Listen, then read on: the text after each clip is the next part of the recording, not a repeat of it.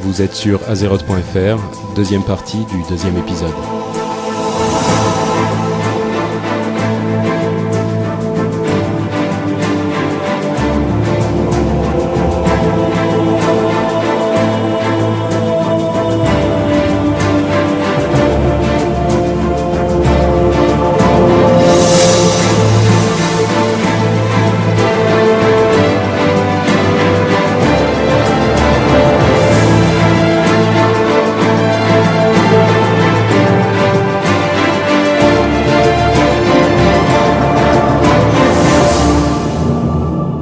Donc, Warcraft pour les nuls. Une chose avant tout par laquelle on commence, on va commencer tous les mois, c'est le truc que j'aurais voulu savoir quand j'ai commencé à jouer. Et pas que toi, parce que je peux te dire que pour cette astuce-là, j'ai encore des gens autour de moi qui sont en full T2 avec des parties de T3 et tout ce que tu veux et qui ne la connaissaient pas. C'est vrai. Et ouais, ne serait-ce que ça marche aussi au niveau de la récolte et de plein Bien d'autres sûr, types ouais, de tout à compétences. fait, ouais. Mais ils ont pas joué à Diablo alors. Exactement. Ouais, Bon, annonce-la parce que là on parle dans on parle dans le vide. Donc l'info en question, c'est quand vous êtes en train de looter un ennemi que vous venez de tuer, quand vous êtes en train de prendre son butin, si vous laissez appuyer sur Shift quand vous appuyez sur le bouton droit de la souris, Majuscule. oui, sur Shift, bon, sur majuscule, et ben ça va tout looter d'un coup. C'est-à-dire que vous allez tout récupérer directement sans avoir à cliquer sur chacun des objets qui sont sur le corps. C'est extrêmement pratique parce que ça accélère un petit peu le processus. Et en plus, donc comme le disait Aguilar, c'est un truc qu'il faut savoir, c'est que ça marche pas uniquement sur les mobs, sur les monstres, mais aussi sur les ressources de craft, donc les herbes ou les points de mine, les points de minerai. Ça marche aussi pour la pêche, enfin bon, donc pour toutes ces actions qui ouvrent une fenêtre de butin, si vous laissez appuyer sur majuscule en cliquant sur l'objet, vous allez le prendre automatiquement. Ça simplifie beaucoup les choses, ça accélère le tout. Et moi, si je l'avais su depuis le début, j'aurais gagné beaucoup de temps.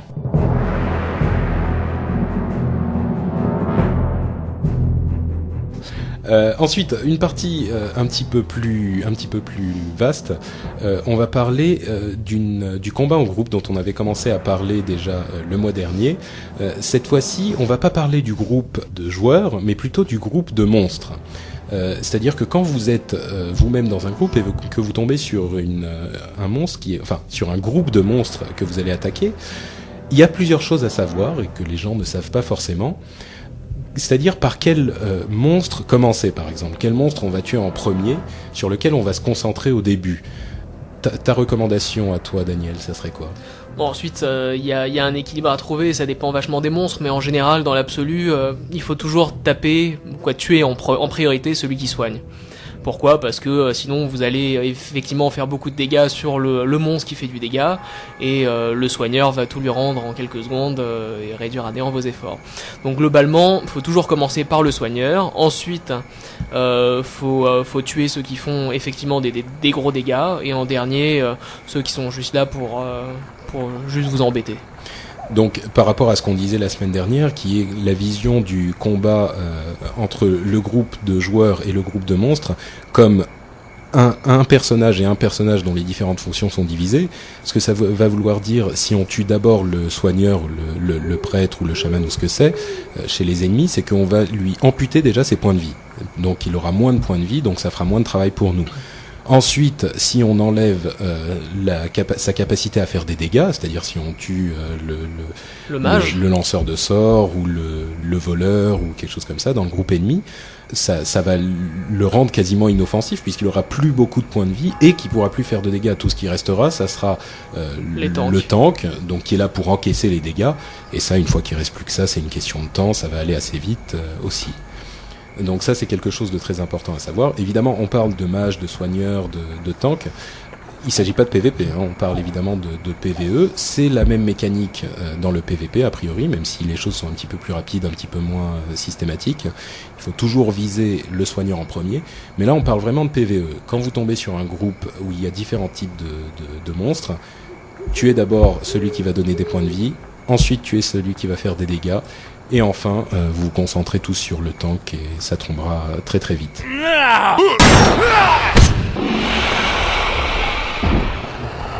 Une autre chose dont on va parler, c'est le concept d'aggro, que les gens ne connaissent pas forcément quand ils jouent en solo longtemps. C'est quoi l'aggro, Denis ? L'aggro, en fait, c'est la capacité de haine qu'un personnage va gérer vis-à-vis d'un monstre. Donc, comment on va générer de la haine ou de l'aggro ? C'est en utilisant... Mais attends, ça fait quoi la haine en question, la haine que va avoir le monstre ? Disons que le monstre va forcément attaquer le personnage pour lequel il a le plus de haine. Ouais, faut savoir aussi que l'aggro, ça veut dire, enfin, c'est une sorte de L'agressivité. diminutif d'agressivité. Donc c'est ça. C'est plus on va avoir d'aggro sur un monstre, plus on aura une capacité à ce qu'il reste sur nous, ce qui permet de laisser un petit peu libre le reste de nos compagnons, et ça peut être bien pratique pour qu'ils puissent se soigner ou qu'ils puissent s'organiser et ne pas avoir de problème. Oui, donc à partir de là, il y a des choses à savoir, c'est que certaines personnes sont censées se prendre des dégâts et d'autres sont censées ne pas se prendre de dégâts, comme on en discutait le mois dernier. Et évidemment, la personne qui est censée se prendre des dégâts, C'est le guerrier. Le tank. Voilà, donc il faut faire attention à ce que le tank garde l'aggro. Il faut que le monstre garde son attention sur le tank à tout moment. Et l'un des moyens de récupérer l'attention du monstre, c'est de lui faire trop de dégâts. Ou de soigner... Ou de générer plus d'aggro. Voilà, de trop soigner un compagnon ou de faire d'utiliser ses compétences qui rajoutent de l'aggro. Et ce que ça veut dire concrètement, c'est que si vous êtes un voleur, vous n'êtes pas censé avoir le monstre qui vous tape dessus.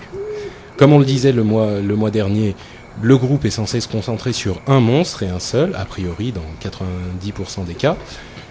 Et le monstre est censé se concentrer, le monstre que vous êtes en train de taper est censé se concentrer sur le guerrier.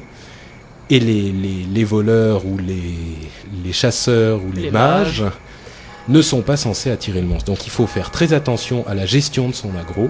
La gestion de l'aggro est très importante. Il faut faire attention à ne pas faire trop de dégâts pour ne pas trop attirer l'attention du monstre, parce que s'il vient vers vous, vous n'allez pas forcément mourir dans la seconde, mais la mécanique du groupe sera perturbée et vous serez moins efficace et vous risquez d'avoir des problèmes. Petite note là-dessus au niveau des voleurs qui n'ont pour le coup aucune excuse pour ne pas générer cet aggro, puisqu'ils ont des compétences qui leur permettent de remettre leur aggro à zéro ou de la réduire, comme feinte par exemple. Donc définitivement un rogue qui prend l'aggro et qui derrière meurt et ne prend pas de soin parce qu'il n'était pas censé prendre l'aggro, c'est de sa faute, et il faut pas aller se plaindre au niveau des personnes qui gèrent le soin. Voilà, exactement. Combien de fois on a eu dans des groupes un voleur qui voit le monstre se retourner contre lui, qui meurt en 4 ou 5 secondes, et qui ensuite va gueuler sur le prêtre parce qu'il n'a pas été soigné. Bah, écoutez, c'est de votre faute. Vous n'êtes pas censé avoir l'aggro sur vous, et les prêtres ne sont pas censés vous soigner. Bon, on n'est pas obligé d'être totalitaire là-dessus non plus, mais disons que d'une donner un coup de main, ils peuvent donner un coup de main en leur mettant voilà. un antidote, ça fait pas de mal, mais en tout cas, quand ils récupèrent l'aggro, c'est à eux de gérer ça. Voilà. S'ils meurent, faut pas pleurer. Voilà, exactement. Avec ce concept d'aggro, il y a un autre truc qui est intéressant, c'est que le travail du tank s'en trouve vraiment décuplé, c'est-à-dire qu'il va avoir beaucoup de choses à faire. L'une des choses importantes pour le tank, c'est de garder l'aggro de tous les monstres. Concrètement, ce que ça veut dire, c'est qu'il doit courir un petit peu partout. S'il y a un monstre qui se précipite vers le prêtre, il faut que le guerrier retourne vers le monstre, le récupère, le ramène au niveau des autres monstres et continue à gérer tous les monstres sur lui. Parce que si il y a un monstre qui va aller sur le prêtre, qui va lui taper dessus, qui va le hacher menu, le groupe va être évidemment en grande difficulté. Et c'est vraiment le travail du tank de garder l'aggro de tout le monde. S'il le laisse taper sur le prêtre, il n'aura pas fait son boulot. C'est le b.a.-ba. C'est quand même un travail assez difficile, surtout quand il y a des groupes de monstres avec 3, 4, 5 monstres et un seul tank. C'est pas évident pour le guerrier de tout récupérer. C'est un travail ardu, ingrat, mais c'est très gratifiant parce que tout le groupe repose sur la gestion d'aggro du guerrier. Je suis pas loin de penser que dans ce jeu, en tout cas, dans World of Warcraft, en tout cas, le travail de tank est le travail le plus difficile dans le groupe.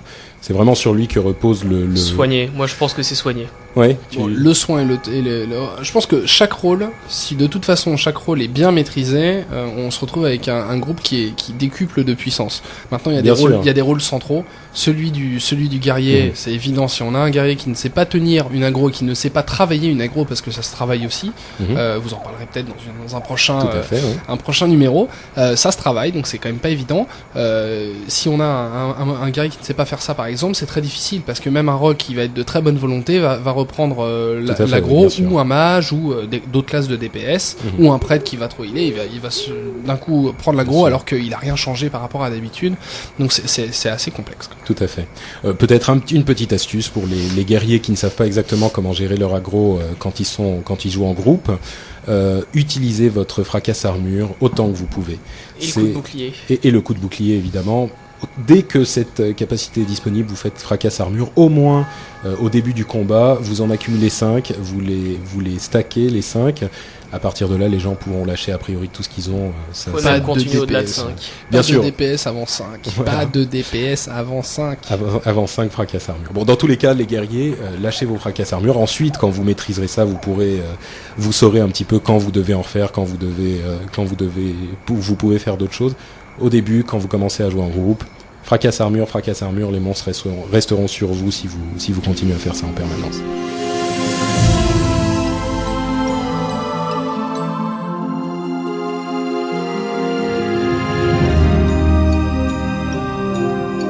On enchaîne avec notre petite partie sur l'histoire qui a pas mal plu le mois dernier quand on parlait de Sargeras.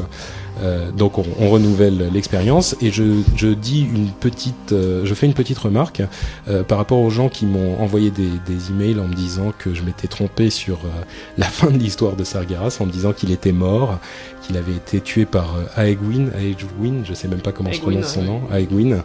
Bon, si j'étais extrêmement malhonnête, j'essaierais de dire que c'est sa forme physique qui a été anéantie et que Sargeras se balade encore quelque part et que même le fils d'Aegwin a été infesté par l'esprit de Sargeras, ce qui est tout à fait vrai d'ailleurs. Mais comme je suis bon joueur et que j'admets mes torts, je dirais que c'est vrai que j'ai omis le fait que Sargeras était mort et qu'effectivement il ne gérera pas, il ne mènera pas l'assaut de la Légion ardente dans l'extension. C'est pas lui qu'on va combattre évidemment, donc lui il est mort, même si je pense qu'il risque de ressurgir un jour sous une forme ou une autre. C'est quand même un dieu, hein. Oui, donc bon, c'est même pas un dieu, c'est un titan, donc c'est au-dessus même des dieux, puisque merci Daniel, puisqu'on arrive à la partie suivante de notre partie sur l'histoire. On va parler d'Azshara. Vous me direz quel rapport avec les dieux pour ceux qui connaissent, et je vais vous dire qu'avant de parler d'Azshara, il faut parler encore un petit peu des titans, qui sont ces sortes de créatures du début des temps, du début des âges, qui formaient les mondes dans lesquels ils voyageaient. Et quand ils sont arrivés sur la planète qu'on appelle désormais Azeroth, ils ont trouvé des dieux. Donc, ils ont trouvé des dieux absolument horribles et ignobles, les dieux qu'on appelle donc les anciens dieux. Mais toujours est-il que les titans, quand ils sont arrivés et qu'ils ont constaté l'absolue ignominie des dieux qui étaient présents sur Azeroth, eux qui n'aiment que l'ordre et les choses bien en place, un petit peu comme moi qui suis maniaque, ils se sont dit qu'ils allaient faire un petit peu de ménage là-dedans. Ils ont enfermé les dieux au tréfonds de la planète, sous la terre. Ils ont enchaîné et muselé. Ils ont débarrassé Azeroth d'à peu près tous les élémentaires qu'ils pouvaient y trouver. Il y en a encore quelques-uns qui traînent par-ci par-là, dont d'ailleurs l'un des gardiens de ces anciens dieux, qui est Ragnaros, qui est le boss de Molten Core. Donc tous ces braves gens ont été réduits au silence, et les titans ont forgé le monde comme ils le voulaient, levé les montagnes, creusé les océans, etc. Et ils ont forgé un continent unique qui s'appelait Azeroth à ce moment. Et ils ont mis en son centre le puits d'éternité, qui était une source d'énergie magique quasi infinie. Et une fois qu'ils ont trouvé ça, ils étaient satisfaits de leur travail. Ils sont repris leur petit vaisseau, je sais même pas comment ils voyagent. Ils se sont envolés dans l'espace comme ils le font depuis des millénaires, et ils ont laissé Azeroth tranquille. Au bout de quelques milliers d'années, une race de créatures nocturnes a découvert ce puits d'éternité, donc cette source d'énergie, et a commencé à l'étudier, à la maîtriser. Cette race de créatures nocturnes était évidemment les elfes de la nuit, qui s'appelaient... Comment ils s'appelaient à l'époque? Daniel, tu saurais me dire ça? Je n'en ai pas la moindre idée. Et voilà, évidemment, un mauvais point pour Daniel, c'était les Kaldorei.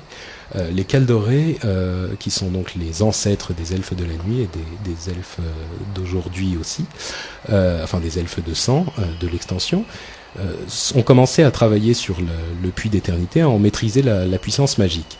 Parmi eux, il y avait une princesse sublime, magnifique, très intelligente qui s'appelait... Daniel. C'est la princesse, hein. La princesse Azshara, je l'ai dit tout à l'heure. Donc, la princesse tu croyais que Azshara, j'écoutais tout ce que tu dis aussi. Donc, la princesse Azshara, parmi elles, était la plus apte dans les compétences de la magie.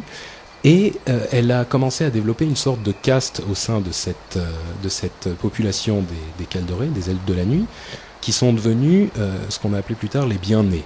Les Highborn en anglais, donc les bien-nés, c'était les gens qui étaient le plus versés dans ces arts magiques. Et au fur, ils ont tellement exploité le puits d'éternité qu'ils sont devenus, ils sont devenus quasiment immortels. Et au fur et à mesure que le temps est passé, leur puissance a augmenté, et Azshara et ses bien-nés sont devenus de plus en plus accros à la puissance magique. Il y a une sorte d'accoutumance qui s'est développée et qui a commencé à les pervertir un petit peu. Donc ils étaient... Azshara ne faisait plus confiance qu'à ses bien-nés, qui eux-mêmes étaient complètement accrochés à la puissance du puits d'éternité. Et la puissance de cette source d'énergie a commencé à attirer un personnage bien sombre et bien horrible dont on a parlé avant. Dany regarde sa feuille et il n'y trouvera pas le nom, qui est Sargeras, évidemment, celui dont on parlait le mois dernier. Mais il est mort. Mais ça, c'est bien avant sa mort.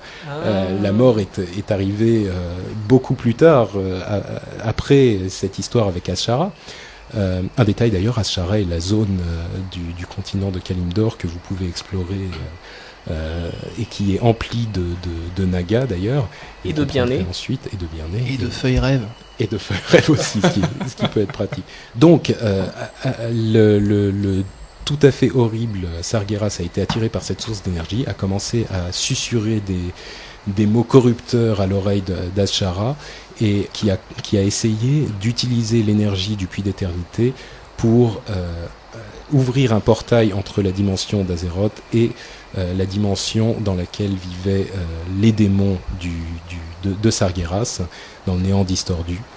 L'autre caste de ce qui était désormais les elfes, donc les elfes de la nuit, ont fini par se rendre compte de ce qui se tramait, et il y a eu quelques héros de cette race qui se sont levés, notamment Malfurion, Stormrage, Illidan, qui était son frère, et la prêtresse Tyrande. Et ils ont fini par se dire qu'il fallait arrêter Azshara, qu'il allait faire quelque chose d'extrêmement dangereux. Ils sont allés chercher Cenarius, qui est un demi-dieu qui leur a appris les pouvoirs de la nature, donc les pouvoirs qu'ont aujourd'hui les elfes de la nuit. Ils sont allés chercher Cenarius, qui a décidé de réclamer l'aide de certains dragons pour essayer d'arrêter Azshara. Tout ça devient un petit peu compliqué, mais c'est pour dire qu'il y a eu une bataille terrible qui a eu lieu dans le temple d'Azshara, entre Malfurion, Illidan, Tyrande, Cenarius. Tout ça pour dire que Azshara commence à invoquer Sargeras et ses démons. Débarquent Malfurion, Illidan, Tyrande et tous leurs amis qui essayent de l'arrêter. À ce moment, le rituel d'invocation de Sargeras était en cours. L'ombre de Sargeras commence à se profiler sur le puits d'éternité, et tout part en sucette, comme on disait à l'époque, d'Azshara, et l'énergie devient instable, et le puits d'éternité s'effondre sur lui-même, entraînant avec lui Azshara et ses bien-nés. Comme par miracle, Malfurion, Illidan, Tyrande et tous les autres réussissent à fuir. et Azshara est englouti dans le puits d'éternité qui provoque un cataclysme tellement énorme sur le continent unique d'Azeroth qu'il va engloutir une énorme partie du continent et diviser le monde en plusieurs continents différents, qui forge le monde tel qu'on le connaît aujourd'hui, avec Azeroth d'un côté, les royaumes de l'Est d'un côté, Kalimdor de l'autre, Northrend quelque part au nord, etc., etc. Au milieu de tout ça, vestige du puits d'éternité et le Maelstrom, qui est la sorte de tourbillon que vous voyez sur la carte de World of Warcraft. Et Azshara, qui a été englouti dans les flots du puits d'éternité, a été perverti par l'énergie du puits et sans doute un petit peu des démons dont certains avaient commencé à passer par le portail pour ravager le monde d'Azeroth, et a donné naissance à la race des Nagas, que vous connaissez bien tous puisque vous jouez au jeu et que vous connaissez World of Warcraft. Les Nagas sont donc des descendants des Kaldorei, qui sont les premiers elfes. Les autres, le reste des bien-nés qui avaient réussi à fuir sont devenus les hauts elfes, qui étaient alliés à l'Alliance dans Warcraft 3 et qui sont aujourd'hui la nouvelle race de l'extension, des elfes de sang. Et les autres, la caste des elfes de la nuit, sont ceux que l'on connaît aujourd'hui, qui se sont réfugiés sur une partie du continent ou du parti de Kalimdor, où ils ont développé l'arbre de vie, je ne sais plus comment il s'appelle. Teldrassil, voilà, merci. Et se sont cachés dans un brouillard éternel jusqu'à l'arrivée de Warcraft 3, où ils sont ressortis de leur cache pour venir aider l'Alliance, et où on retrouve Malfurion, Illidan et Tyrande. Voilà pour Azshara, qui est donc à l'origine des elfes de la nuit et des elfes de sang, et également des Nagas que nous connaissons tous bien. Il faut quand même savoir qu'il fait tout ça sans aucune note, hein, donc c'est quand même relativement impressionnant. Si seulement quand t'étais à l'école, t'avais appris tes cours avec la même assiduité.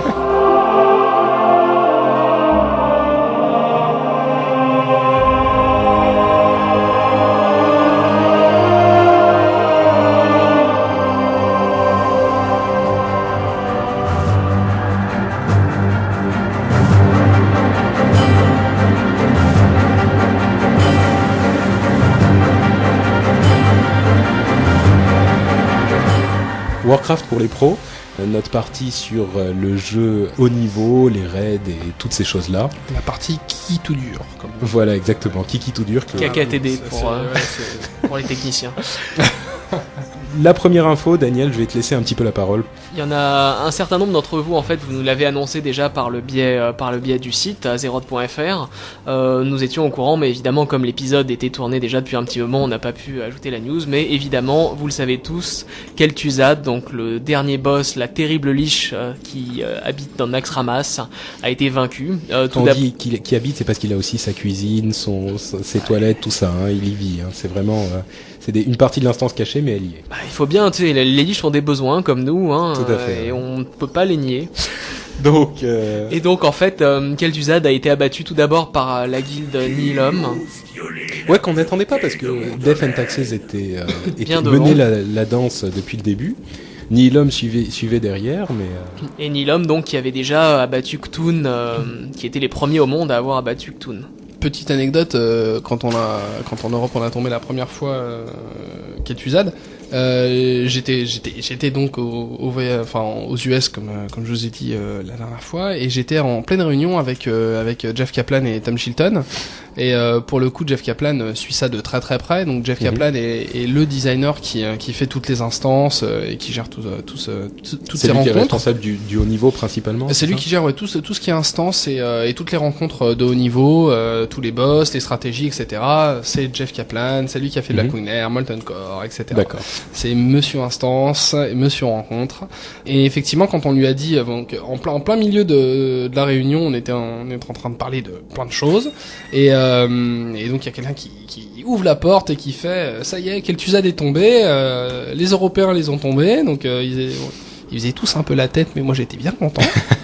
Et donc il a dit quel guild c'est, quand on a dit Nihilum, il a dit ça m'étonne pas, il avait un petit peu regardé ce qui se faisait, et c'était une des guildes qui a priori au niveau de la stratégie avait le plus compris et qui était quand même le plus proche de le tomber. Donc c'était une surprise, en tout cas pas pour Jeff Kaplan. Pas pour quoi. lui, oui. Ouais. D'accord.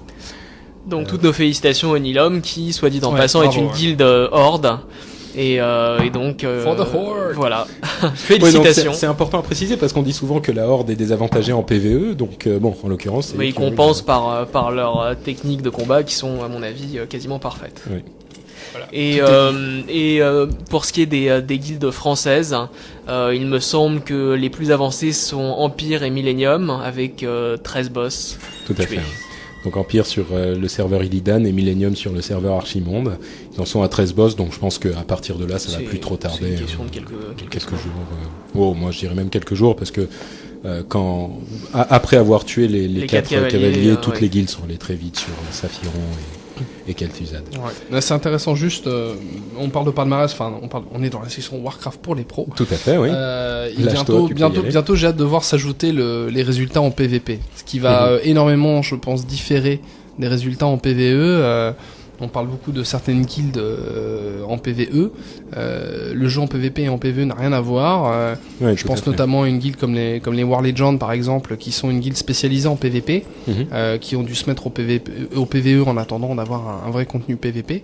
Donc par exemple c'est ce type de guilde dont on va parler à mon avis énormément après la sortie de Burning Crusade, dont on n'entend pas parler pour le moment. Donc j'ai hâte de voir un petit peu le revirement de situation par rapport à certaines guildes très connues et qui peut-être vont pas avoir les mêmes résultats en PVP. Et il faut savoir qu'en Europe, on aime bien comparer le territoire américain et le territoire européen. Les Américains sont beaucoup plus axés sur le PVE et en Europe on est beaucoup plus axé sur le PVP. Ça se voit notamment sur le nombre de royaumes qu'on peut avoir. D'accord. Les Européens sont bien plus axés PVP. Donc il va y avoir pas mal de changements au niveau de la notoriété et Dieu sait que tous ces guildes aiment ça parce qu'au final ils se battent pour la notoriété, on veut être les premiers. Oui, quand Nihilum a battu Kel'Thuzad, je sais que les gens de Death and Taxes étaient un petit peu furieux, mais bon, ça peut se comprendre. Une dernière note sur Kel'Thuzad, tu me disais Dany qu'il y a une guilde allemande qui l'a battu aussi. Une guilde allemande qui l'a battu donc il y a très très peu de temps, c'est Addicted. Donc félicitations à nos amis allemands et on espère voir Kel'Thuzad mourir sur un serveur français. Qui peut le dire en allemand? On va te laisser cet honneur. Ah mais non, je parle community manager européen, international, donc anglais et français. Voilà. On a aussi, avec la mort de Kel'Thuzad, on a aussi une info sur, enfin plus qu'une info même, Ashbringer qui a été looté. Ashbringer, c'est quoi exactement? C'était censé être l'épée légendaire qu'il y avait dans que des gens ont réussi à trouver, j'imagine, en disséquant le programme de World of Warcraft. Dans la bêta, c'était. Dans la bêta, ouais, il y a très très longtemps. Et donc maintenant, l'arme a été intégrée en elle-même en tant qu'arme épique dans Naxxramas, mais c'est une arme maudite. Arme légendaire. Ouais. Pour l'instant, elle est juste épique. Ouais. Mais non, mais ce qu'il faut dire quand même, c'est que c'était une épée absolument légendaire avant même sa sortie, puisque tout le monde en parlait, tout le monde disait qu'elle allait sortir. Mais il y a un truc que je trouve exceptionnel avec cette arme, c'est que elle est maudite et elle te parle directement à ton personnage, et je trouve ça fantastique, quoi. Je trouve ça juste une chose extrêmement injuste. Elle dit bonjour, est-ce que tu peux me faire du café ou? Je l'ai fait en anglais, mais c'est équivalent de tue-les tous. Justement, c'est assez purement leur sang. Ça rappelle un petit peu le côté de l'anneau, le côté côté perverti de l'anneau l'objet qu'on unique. Je trouve ça c'est génial. Ouais, je voudrais juste dire une chose à propos d'Ashbringer, c'est que ça donne lieu à l'une des scènes cinématiques les plus sublimes que j'ai vues dans le jeu jusqu'à maintenant. C'est une scène, très très peu de gens le feront effectivement, donc on peut quand même le raconter, c'est pas un drame. Donc c'est Reason, la guilde Reason qui l'a looté, qu'il a eu, et ça continue la quête dans le monastère écarlate, et ça demande aux porteurs d'Ashbringer d'aller dans le monastère écarlate. Ce qu'il faut savoir, c'est que Ashbringer, c'est l'épée du père, du maître actuel de la croisade écarlate. Donc son fils l'a assassiné au moment où il allait se battre contre Kel'Thuzad, si je ne m'abuse, en tout cas dans Naxxramas. Et le porteur de l'épée prend l'aura du père du maître de la croisade écarlate, et au moment où on rentre dans le monastère, tous les monstres qui normalement vous ont tous attaqué quand vous étiez dans le monastère sentent l'aura et s'agenouillent devant vous. Donc vous marchez lentement sur toute la cathédrale du monastère, tout le monde s'agenouille devant vous, et au moment où vous arrivez devant le commandeur Morgraine, qui est le maître du monastère, il s'ensuit un petit dialogue et bon, une petite scène cinématique, mais le fait de voir tout le monde dans ce monastère s'agenouiller devant vous et vous porteur de l'épée, c'est quand même assez intéressant. C'est gratifiant. Ouais. Il y a un petit cliffhanger à la fin, une petite surprise qu'on va peut-être pas dévoiler. Non, faut pas la révéler. Vous irez voir vous-même, et nous on va prendre une petite pause puisque notre pizza arrive enfin. Pizza. Et on reviendra après avec la suite.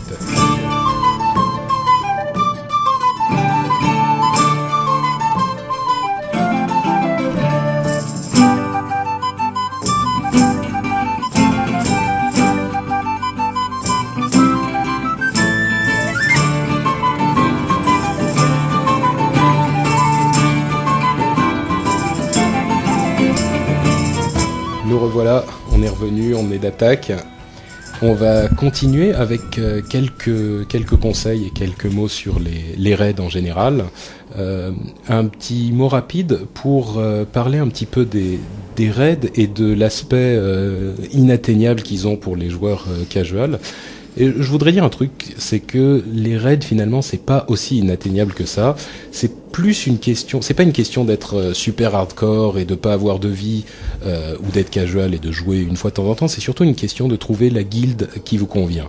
Il y a des guildes qui vont faire des raids tous les soirs et qui vont requérir une présence à toutes les sorties. Il y a des guildes qui sont plus cool, plus détendues. Moi, la guilde dans laquelle je joue principalement et que je salue, salut les gars, merci bien de m'accueillir parmi vous. C'est une guilde beaucoup plus casual qui va pas forcément vous demander d'être là à tous les coups, qui va pas vous demander de faire un respect pour être exactement comme il faut. Si vous êtes pas là pendant 2 semaines, et ben vous êtes pas là, et quand vous êtes revenu, si vous inscrivez pour le raid, vous êtes là et vous avez le droit au loot comme tout le monde. Et c'est pas des gens qui vont faire des raids tous les soirs, mais une fois de temps en temps, ils vont se réunir, ils vont organiser une technique. Et on arrive quand même à certains résultats parce que on a réussi à abattre Akkar, donc le boss de Zul'Gurub. On a fait Onyxia, et récemment on a fait aussi Ragnaros, donc le boss de Molten Core, qui commence à devenir un petit peu sérieux quand même. Donc c'est pas impossible, c'est juste une question de s'intégrer au groupe qui vous convient. Et il en existe, hein. C'est pas vrai qu'il faut absolument avoir une habitude de jeu infernale. C'est pas du tout le cas, hein. Il suffit de trouver les gens qui vont à votre style de jeu. C'est vraiment un rapport entre souhait personnel, objectif personnel et objectif commun. Il faut arriver parfois aussi à se raisonner, à se dire que contrairement à la personne qu'on a vue à Orgrimmar en train ou peu importe où, avec son superbe set T3 tout flamboyant, etc. Il faut arriver à se modérer, à se dire qu'est-ce que je viens chercher dans le jeu, rechercher ses attentes, ses objectifs, et essayer de trouver une guilde qui peut y répondre, et aussi tout simplement une ambiance, parce que le MMO, avant d'être une course à l'optimisation, c'est avant tout une rencontre avec des gens qui sont plus ou moins à l'autre bout du monde et qui tout simplement vont vous permettre de passer des bonnes soirées. Quelque chose à dire là-dessus? Écoute, de mon côté, je suis tout à fait d'accord avec vous en fait. La guilde avec laquelle je raid, quoi, le groupe de guildes, parce qu'on forme une alliance. Disons qu'on est devenu un peu plus hardcore avec le temps parce que il faut délimiter des règles et des jours et des heures, mais la nature de la guilde peut changer. La nature de la guilde peut changer, mais disons que on accepte dans notre raid toute personne qui fait partie de cette alliance, même si elle vient une fois tous les 36 du mois, c'est pas un problème. Tout à fait. Et le tout, c'est de passer un bon moment, qu'il y ait une bonne ambiance et d'avancer de la même manière que tout le monde.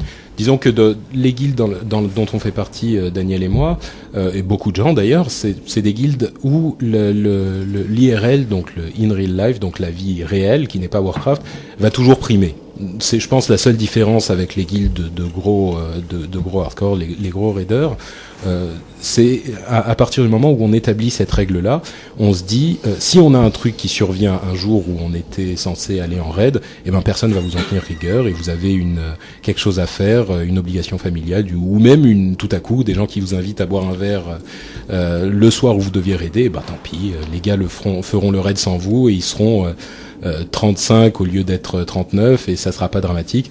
À partir du moment où les choses sont bien établies dès le début et vous avez trouvé une guilde qui vous convient dans ce sens-là, vous pourrez voir ce contenu au niveau. Et sur cette constatation plutôt positive, on va passer au conseil de raid de Daniel qui va nous dire... Eh ben écoutez, moi aujourd'hui je vais vous parler des règles de loot. Pourquoi ? Parce que même dans les guildes, disons les plus soft, hein, quand vous partez en raid, jusqu'aux guildes les plus hardcore, les loots c'est forcément ce qui va vous poser des problèmes. Pourquoi ? Parce que les gens ont certaines attentes vis-à-vis du raid, ils veulent des loots, ils veulent être KKTD comme on dit. Il y en a. C'est pas forcément le cas pour tous les raids, mais disons qu'une grande partie des gens quand même aura cette attente. Et c'est pour ça qu'à mon avis, pour éviter d'un côté les déceptions, les prises de tête ou alors les répartitions de loot qui durent pendant un quart d'heure à chaque fois, c'est pour ça que moi je vous conseille d'avoir des règles de loot extrêmement claires, bien expliquées sur un forum et en utilisant l'un des divers systèmes existants. Donc l'un des plus connus, c'est le DKP, qui est en fait une sorte de système qui attribue des points aux gens qui sont présents, qui ont participé aux sorties, qui ont fait du farm pour fournir des potions, etc. Et ensuite qui permet de dépenser ces points attribués pour acheter les objets qui tombent. Il y a aussi le Suicide Kings qui est très populaire chez les guildes un peu moins hardcore. C'est en gros une liste qui va tourner selon les gens qui sont présents et qui va permettre à la personne qui est tout en haut de la liste de récupérer l'objet. D'avoir la priorité. Et d'avoir la priorité, disons, du choix, et qui va ensuite, une fois qu'elle aura récupéré l'objet, passera en fin de liste, etc. D'enfer. Tazdingo. Et une autre petite remarque, je voudrais remercier publiquement le type qui s'occupe des raids dans notre guilde, parce qu'il a pris une bande de casual. Non, c'est pas lui. Ah bon, zut. Non, je parle vraiment du raid leader dans notre guilde, qui s'occupe de nous, qui s'occupe de gérer tous les raids et de nous. Il a une patience infinie parce que dans les raids, il y a toujours des gens pour crier partout, pour parler, alors qu'il essaye d'expliquer un truc pour partir dans tous les sens et il réussit à organiser tout ça et il a réussi à nous amener jusqu'à Ragnaros, jusqu'à la défaite de Ragnaros. C'est jamais un travail facile pour les raid leaders en général. Bon, pour lui en particulier peut-être parce qu'on est vraiment des casuals et pas toujours très concentrés. Et pour les raid leaders en général, ayez un minimum de respect pour ces gens-là qui essayent d'organiser ces sorties à 40 personnes. C'est pas facile. Écoutez-les quand ils essayent de dire quelque chose et essayez de faire en sorte que essayez de faire votre travail pour que les choses se passent bien parce que c'est fatigant pour tout le monde et c'est le cas pour les raid leaders en particulier. Et n'oubliez pas une chose, c'est que le raid leader est humain, qu'il peut faire des erreurs, notamment en ce qui concerne l'attribution des loots ou en ce qui concerne le placement, les techniques de combat, et donc il faut vraiment respecter son travail, être indulgent parce que lui-même n'est qu'un humain, il peut être fatigué, de mauvais poil, et il faut toujours écouter ce qu'il dit même si on n'est pas en accord, quitte à le whisper après pour lui dire voilà comment on peut améliorer telle ou telle technique. Ouais, surtout ne pas oublier que comme l'a dit Patrick, il gère 40 personnes. Donc forcément, parfois il est amené à prendre une décision qui va ne contenter uniquement peut-être la moitié de ces 40 personnes, mais c'est son rôle, il est là pour trancher, donc toujours penser que s'il prend une décision, c'est avec la considération de tout le monde, mais il est bien obligé de prendre une décision, donc beaucoup d'altruisme, une valeur à rappeler à ce niveau-là. On va passer ensuite à un petit exploit dont je voudrais parler. C'est le Baron 45, que les gens qui sont arrivés au niveau 60 connaissent certainement. C'est-à-dire que dans la série de quêtes qui permet de transformer le 7 T0 en 7 T05, il y a une étape qui est qu'il faut finir l'instance de Stratholm côté mort-vivant, côté du Baron, en moins de 45 minutes. C'est l'une des épreuves les plus dures du jeu, je veux dire, même... En incluant les raids, moi en tout cas j'estime que c'est l'une des choses les plus difficiles qu'il y ait à faire dans le jeu. Et il y a une guilde, en tout cas 3 membres d'une guilde, qui l'ont fait à 3. Ils ont réussi à le faire à 3. C'est la guilde Nous, qui est sur le serveur Ijal. Ils ont fait une petite vidéo pour montrer leur exploit. Et ils l'ont fait à 3, et la chose la plus intéressante, je vous en parle pas juste parce que c'est quelque chose d'exceptionnel. Il y a beaucoup de vidéos qui montrent un mage qui va nettoyer la moitié de Stratholme, ou 2 mages qui vont faire Scholomance à 2. C'est toujours un exploit, même s'ils ont de l'équipement de très haut niveau. La raison pour laquelle je voulais parler de ça en particulier, c'est que les trois personnes en question sont un druide, un paladin et un mage. C'est-à-dire que le tank, c'est un druide, le soigneur, c'est un paladin, et ensuite il y a le mage en plus qui va faire des dégâts en particulier. La raison pour laquelle c'est intéressant, c'est qu'il y a beaucoup de gens qui pensent que seul un guerrier peut tanker, seul un prêtre peut soigner. C'est pas du tout le cas, et ça en est une preuve flagrante. Moi, je me bats depuis longtemps pour essayer de faire comprendre aux gens qu'un druide ou un paladin est un excellent soigneur, tout comme un chaman, qu'un druide peut tanker, qu'un paladin peut tanker. Le seul truc, c'est qu'il faut que cette classe soit bien jouée. Et souvent, si vous n'arrivez pas à faire une instance avec un druide en tant que soigneur ou un paladin même en tant que soigneur, c'est pas parce que ils vont pas bien jouer, c'est sans doute parce que vous aurez pas bien fait votre travail de votre côté. La définition même d'une classe hybride, c'est la polyvalence, et ça montre, c'est vraiment une superbe preuve qui montre que quand une classe hybride est bien maîtrisée, elle peut faire des miracles. Et c'est l'utilité d'un druide et d'un paladin ou d'un chaman et de toute classe hybride est fondamentale dans un groupe. Ça permet complètement de retourner une situation. Un druide peut être un excellent tanker à des situations précises. Il peut donner un dot, il peut healer, comme le paladin qui peut filer des coups de main à tout niveau. J'ai une petite notion là-dessus, justement. J'en parlais beaucoup justement avec Tom Sheaton et Jeff Kaplan quand j'y étais. Enfin, quand je les ai vus il y a peu de temps, et c'était un gros débat ces classes hybrides, puisque ça a été un gros débat juste avant l'extension. Beaucoup de joueurs en ont parlé. Si vous voulez, on part du principe qu'une classe hybride, on va dire, si elle a le meilleur stuff, le meilleur équipement pour sa classe, etc., elle doit être de l'ordre de 90 voire 95% de ce que peut faire une classe qui est spécialisée là-dedans. Donc c'est quand même extrêmement puissant. Effectivement, on parle si elle a un stuff maximum, mais c'est quand même très puissant. Donc en plus de ça, même si elle fait, disons, pire des cas 85-90% voire 80%, à côté de ça, un druide, en dehors de tanker, il va pouvoir healer, il va pouvoir faire plein de choses. Donc c'est vraiment surpuissant.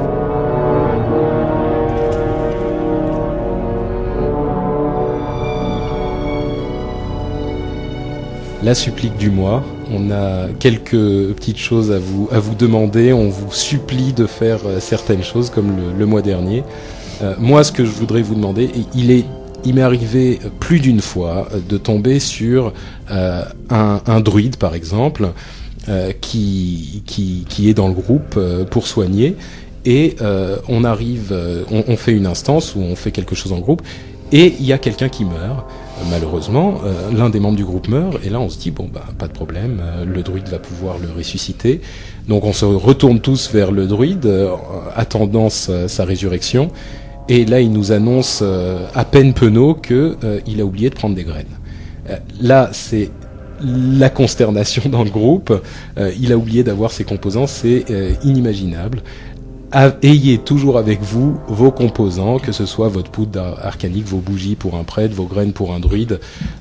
Ayez vos composants avec vous. Si vous ne les avez pas, c'est que vous ne jouez pas bien, tout simplement. Vous faites pas ce que vous êtes censé faire. Et en plus, moi je voudrais rajouter que de toute façon, vous pouvez en acheter plus que nécessaire. C'est des objets qui vous resteront et vous en servirez forcément. Donc ce n'est pas gâché, ce n'est pas de l'argent dépensé inutilement.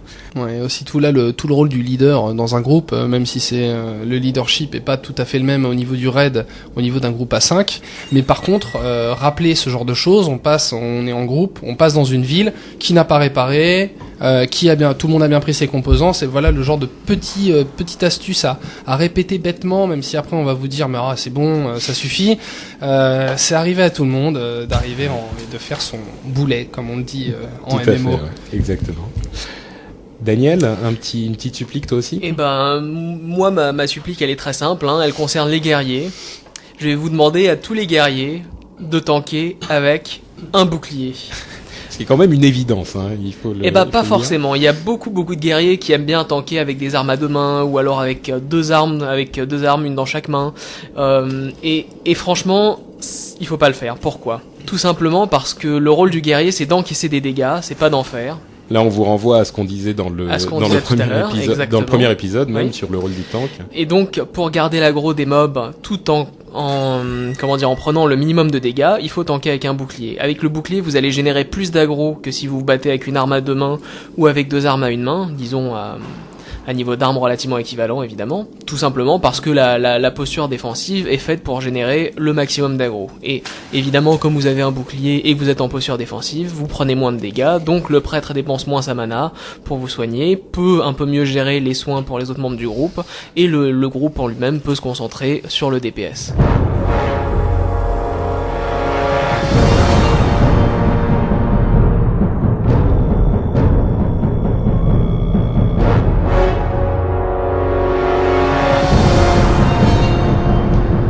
Voilà pour nos suppliques de ce mois-ci. On passe à la partie on aime, on n'aime pas, où on va vous dire un petit peu pourquoi Warcraft nous plaît et pourquoi il y a des choses qui pourraient être améliorées, comme le mois dernier. Dans ce qu'on aime, je vais vous parler d'une chose qui me tient vraiment à cœur depuis que je joue depuis 1 an à Warcraft, à World of Warcraft. C'est l'originalité du contexte. Je vais prendre des exemples précis.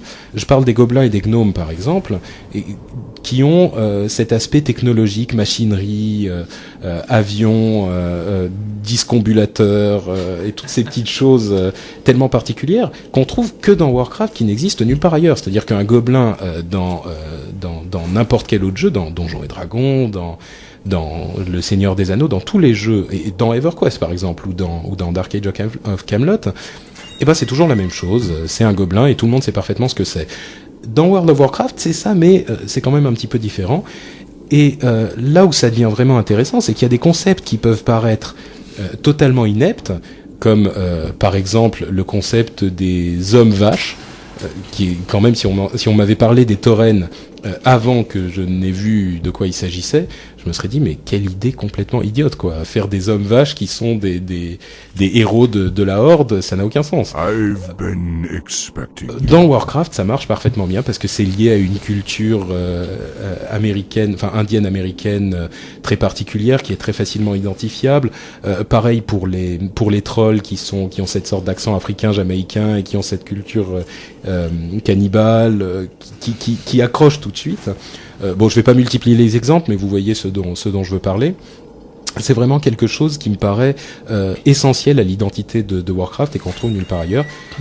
Et à ce propos, je voudrais préciser une chose sur les Draenei, qui sont la nouvelle race de l'Alliance dans l'extension. Il y a beaucoup de gens qui se sont plaints du fait qu'ils étaient partis de l'Outre-Terre avec un vaisseau dimensionnel, qui se sont dit voilà, ça va être Star Trek avec des lasers partout. Repensez à ce qu'on dit sur les nains et leurs avions, sur les gnomes et leurs machines réductrices de géants, sur les hommes vaches et les choses comme ça. Ça s'intègre parfaitement à l'univers de Warcraft et ça devient un élément complètement indissociable du reste de l'histoire de Warcraft.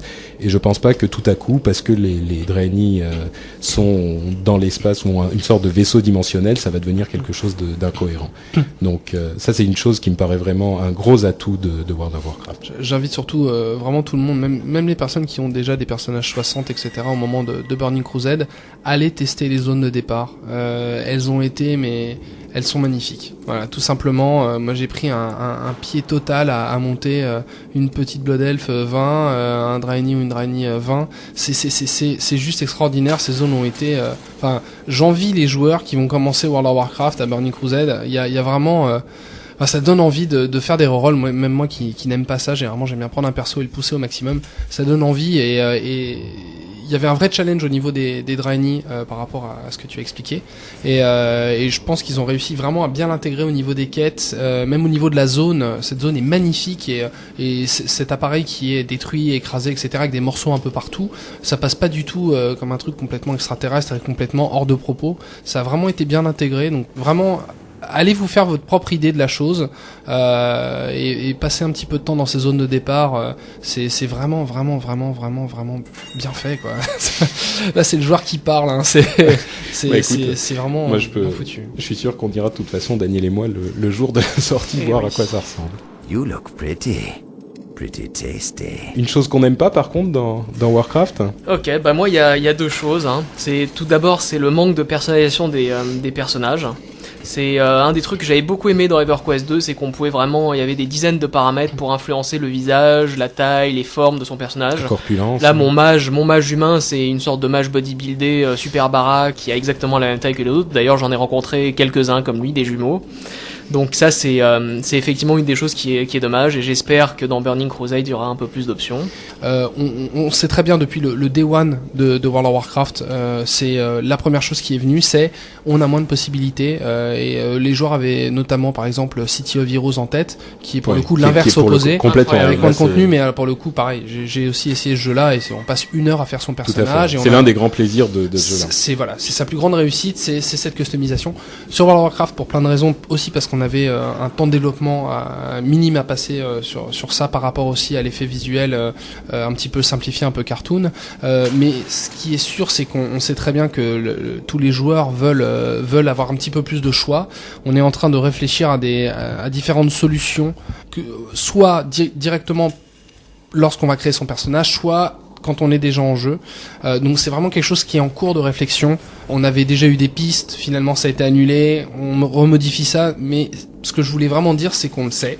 D'accord. On est au courant, et ça fait partie de la to-do list. Voilà. D'accord. Bah écoute, c'est une bonne nouvelle ça. Pour Burning Crusade, très honnêtement, à la sortie, etc., je pense pas parce qu'il y a vraiment d'autres choses à avoir en priorité. Au niveau voilà, exactement. C'est une question de priorité, mais par la suite, ça va faire partie des éléments importants sur lesquels on a envie de travailler, et on sait que toute la communauté a envie d'un petit peu plus de customisation. Bah écoute, c'est une bonne nouvelle, on attendra ça avec impatience. Et la dernière chose dont je voulais parler en fait, qui par exemple en tant que mage est un problème qui nous touche beaucoup, c'est les couleurs assez flashy des objets, surtout des sets d'armure. Donc par exemple, pour ceux qui ont eu la chance de looter sur Curinax dans les ruines d'Ankiraj la robe des sables changeants, et qui sont du sexe masculin, ont le droit à une belle robe rose, du plus bel effet, qui ne manquera pas de les faire remarquer dans Ironforge. Voilà, même souvent j'ai eu droit à quelques hors-d'eux au lieu de m'attaquer, qui se moquaient de moi. À cause de cette robe. Ben voilà, mais juste rien que pour ça, c'est réussi en fait. J'ai envie de dire, c'est cet esprit fun, on a envie de le transmettre. Donc c'est vrai que sur certains objets, voilà, c'est assez injuste. C'est assez injuste parce que mettez cette robe sur un personnage féminin. Et franchement, c'est pas du tout le même effet. Là, non, elle est rose, mais elle est très sexy. Elle est elle est décolletée, elle est ouverte, fendue. Aguilar, tu peux enregistrer la demande de Daniel, qui est d'avoir une robe des sables changeants, également très sexy et fendue pour les personnages masculins, qui laisse passer un peu la moquette.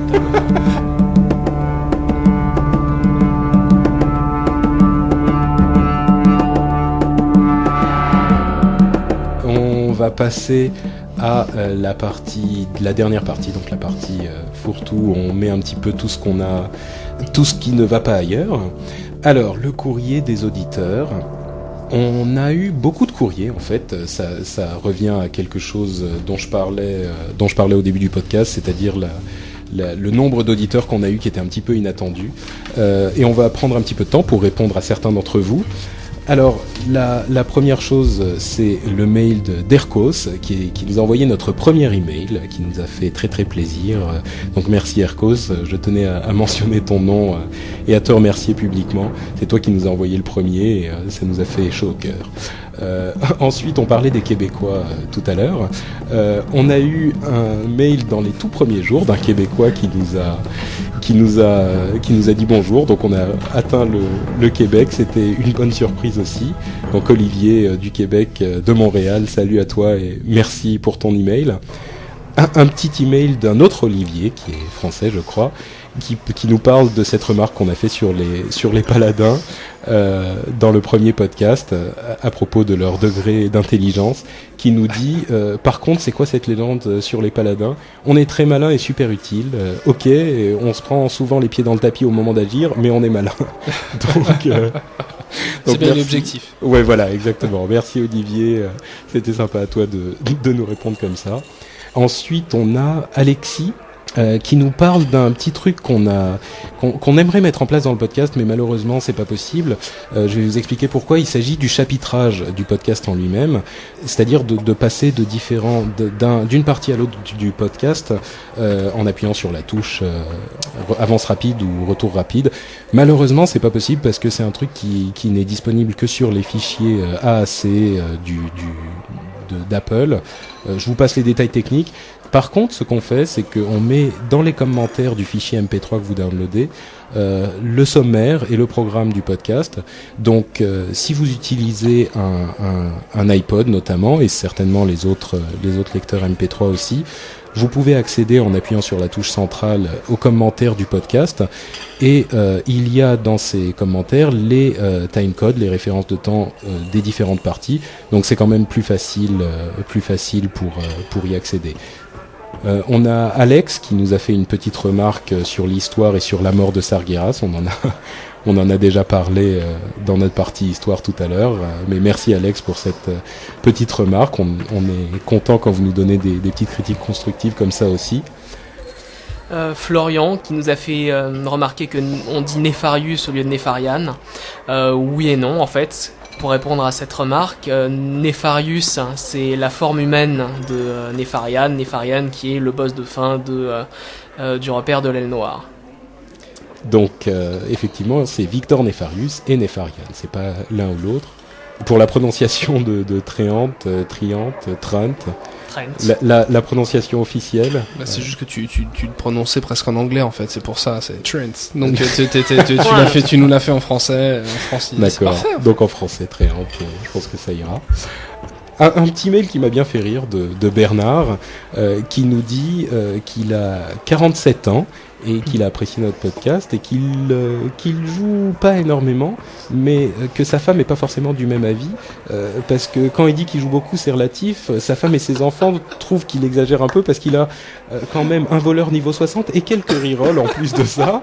Donc effectivement, les choses sont mais ne t'inquiète pas, Bernard, nous compatissons avec toi et on n'est pas dans la même situation exactement, mais nous savons ce que c'est que de manquer de temps pour jouer. Courage, Bernard. Déjà, je trouve que tu te débrouilles pas mal. Ouais, déjà, bien évidemment, la priorité est à la femme et aux enfants. Mais t'es fou, arrête, faut pas dire ça. Jérôme qui nous a envoyé un petit email pour nous nous faire une remarque intéressante sur les nouveaux templates, les nouveaux talents. Il nous dit que les nouveaux talents sont puissants sur les arbres les moins pris, comme affliction ou démonologie pour les démonistes, et qui théorisait que c'était dans le but de varier les builds des joueurs au niveau 70 avec l'extension, donc donner plus d'intérêt aux arbres les moins utilisés. Je sais pas si c'est le cas. Alors je suis relativement d'accord sur le fait de dire que ça va donner beaucoup plus de choix pour un personnage au niveau 70, etc. Je suis moins d'accord sur le fait de dire que les plus puissants sont dans les arbres de talent les plus faibles entre guillemets. Je suis vraiment pas d'accord avec ça. D'accord. Mais par contre sur le fait que ça va donner effectivement beaucoup plus de choix et donc des personnages complètement différents et beaucoup moins de builds de type, on va dire, oui, ça c'était vraiment l'objectif. Ouais. D'accord. Bon, effectivement, donc théorie intéressante de Jérôme, merci. On va finir avec 2 petits messages personnels. Leslie qui nous a laissé un commentaire à laquelle je dis oui, c'est bien moi. Et un jeune homme qui nous a envoyé un email en nous disant qu'il s'appelle Kevin, qui s'appelle véritablement Kevin, c'est son prénom, et qu'il subit les foudres de tous les joueurs de la Terre qui traitent les mauvais joueurs, enfin les joueurs qui maîtrisent pas bien leur classe de Kevin. Écoute Kevin, on est de tout cœur avec toi. Ça me rappelle une petite anecdote. J'allais chez un ami et effectivement apparemment il y avait quelques joueurs de World of Warcraft. C'était évidemment pas le but de la soirée et donc il me présente à tous ces gens et la première personne qui me présente c'est effectivement Kevin et donc il était adorable ce jeune garçon, mais il jouait paladin en plus. Donc à ce le pauvre. À ce moment-là, il était, ça dit, je le vois encore, c'est devenu un ami, mais c'est vrai que sur le moment là, j'ai explosé de rire. Voilà, c'était plus fort que moi. Donc désolé à tous les Kevin paladins qui nous écoutent. Ouais. Nous compatissons tout à fait avec leur peine.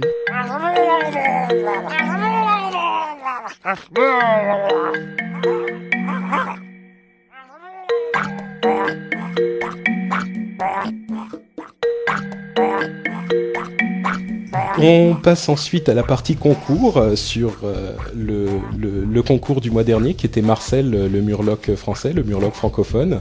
On annonce donc le gagnant qui s'appelle Benoît et qui nous a envoyé une très jolie carte postale de Marcel en face de la Tour Eiffel. Très très très très sympathique la carte postale, on la postera sur le site. Avec le deuxième épisode. Donc Benoît, on va te réécrire et te demander ton adresse pour t'envoyer les 2 premiers volumes du Puits d'éternité, la BD, le manga de World of Warcraft. Il n'y a pas eu énormément de monde, hein. J'ai été surpris de voir que les gens n'avaient pas plus participé.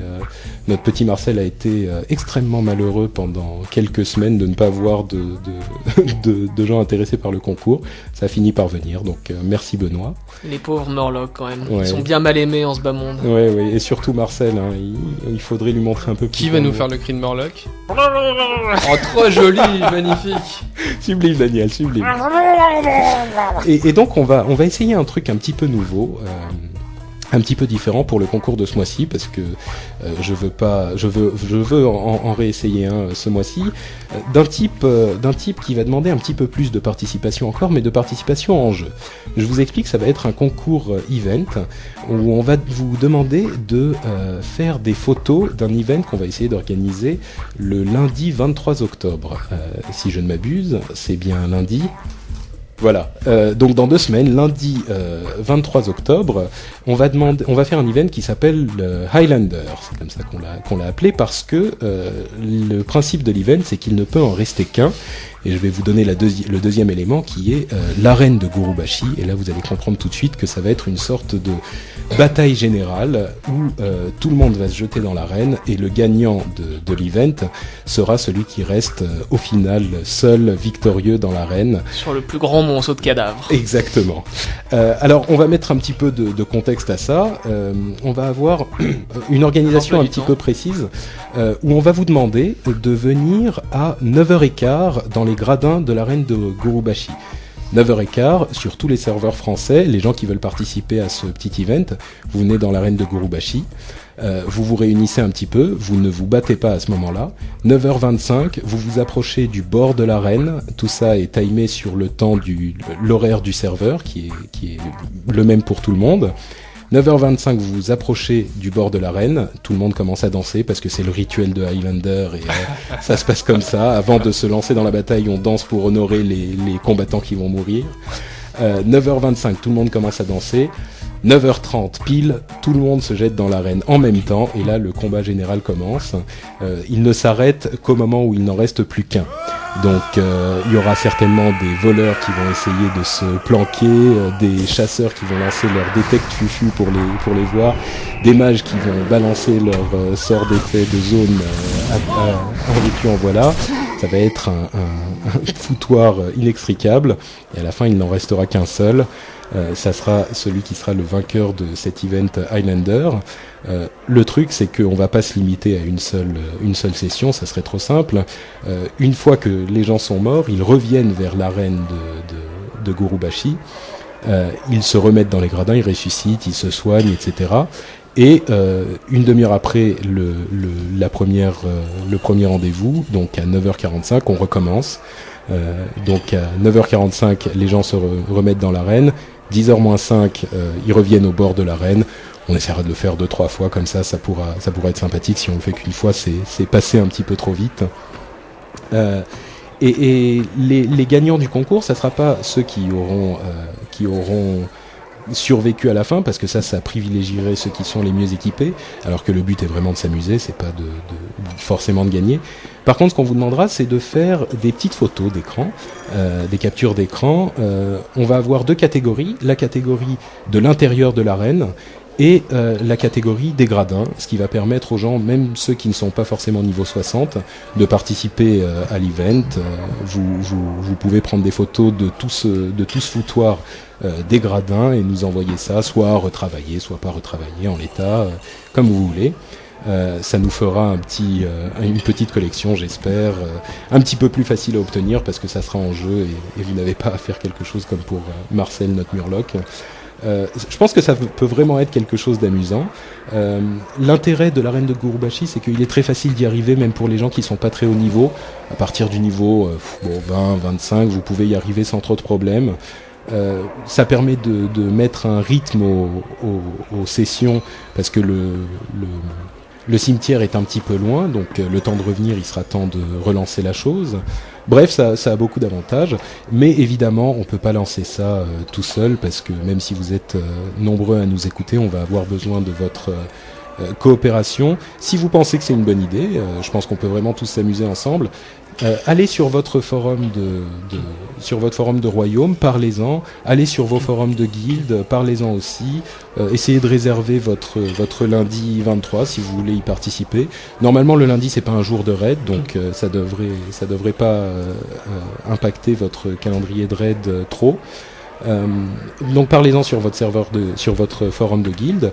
On aura d'ici quelques jours un petit flyer qui sera mis en ligne pour vous en parler très simplement. Vous pourrez faire un lien à ce flyer. Voilà, donc si on réussit à organiser ça, si on est 10, 15 par serveur à participer à cet event, je pense que ça pourrait être vraiment sympa. Sachant que ça vous donnera aussi l'occasion de taper sur les gens de votre propre faction, puisque généralement le PVP c'est Horde contre Alliance et Alliance contre Horde. Là vous pourrez taper sur tout le monde, ça sera un gros défouloir.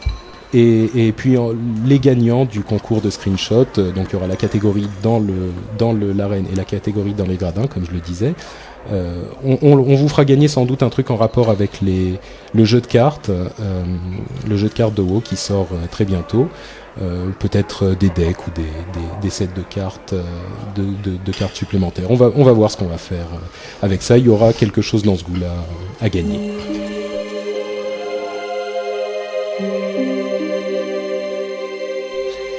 Et ben voilà, on va passer à notre toute dernière section, parce que le podcast s'allonge vraiment. Notre petit cadeau bonus. J'imagine que maintenant, à la date du sortie du podcast, tout le monde a entendu parler de l'épisode de South Park, l'épisode mélangé avec entre South Park et Warcraft. Kenny. Exactement. Bastard. Tu l'as vu Bien sûr. Ce qui est très très amusant, c'est que on le savait à l'avance. Ils avaient été faire un tour à Blizzard US. Ils avaient vu les locaux et la plupart des locaux sont très très ressemblants, voire identiques à ce que au vrai. Donc Mike Morheim, qui est notre grand président, est non seulement fidèle d'un point de vue graphique, c'est-à-dire avec les petites pattes blanches, etc. Mais en plus au niveau de vraiment de la manière qu'il a de réagir quand il dit mais comment ça se fait qu'il y a un vilain monsieur qui tue tous les jours en jeu, mais c'est pas possible, faut faire quelque chose. C'est Mike, c'est-à-dire c'est ce côté tout est pour les joueurs et voilà, donc c'est bien fait. Donc une petite info à propos des gens qui se sont occupés de la partie Machinima de cet épisode de South Park. La Machinima, c'est la partie qui utilise le moteur graphique de Warcraft, ou une partie un petit peu modifiée du moteur de Warcraft. Ce sont des gens qui faisaient des films de Machinima déjà avant. Il s'appelle Terran Gregory, c'est un type qui vient du site Rufus Cubed, et Tristan Pope du site Crafting Worlds. Ils ont fait des films très célèbres comme Return ou la parodie de la campagne Switch d'Apple, bien sûr centrés sur World of Warcraft. Ce sont des trucs vraiment vraiment impressionnants, et ils ont été engagés par Blizzard. Ils travaillent maintenant chez Blizzard aux États-Unis, et ce sont eux qui ont fait le trailer du PVP pour le patch 1.12. Et ils ont participé également à cet épisode, donc c'est une histoire assez jolie pour ces fans de World of Warcraft qui ont fini par aller travailler chez Blizzard. Ils étaient vraiment très doués, donc ils le méritent. Voilà, et dernière petite remarque, cette fois-ci c'est vraiment la dernière. Il y a des gens qui ont regardé l'épisode de South Park et qui en ont conclu, d'après le temps qu'ils donnaient dans l'épisode pour arriver au niveau 60 s'ils jouaient en permanence, ils donnaient une durée qui était de 7 semaines et quelques heures, je crois. Et à partir du moment où l'épisode est passé, ils ont calculé que cette durée équivalait au 28 novembre ou au 21 novembre à peu près, à une heure assez précise. Évidemment, il y en a qui se sont dit que c'était un message secret et caché pour annoncer la date de sortie de l'extension. Vous faites ce que vous voulez de cette info. Moi, je pense qu'il y a des gens qui ont beaucoup trop de temps à consacrer à ce genre de choses. Et beaucoup d'imagination. Et beaucoup d'imagination, c'est tout de même amusant, je trouve. Voilà, bah écoutez, on arrive à la fin du podcast. Je sais pas si on le fera en un épisode. On a beaucoup de matière, encore plus que la première fois.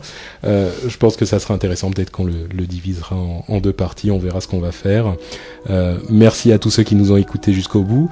Je voudrais également remercier très chaleureusement Aguilar qui nous a fait l'amitié de nous rejoindre pour cet épisode.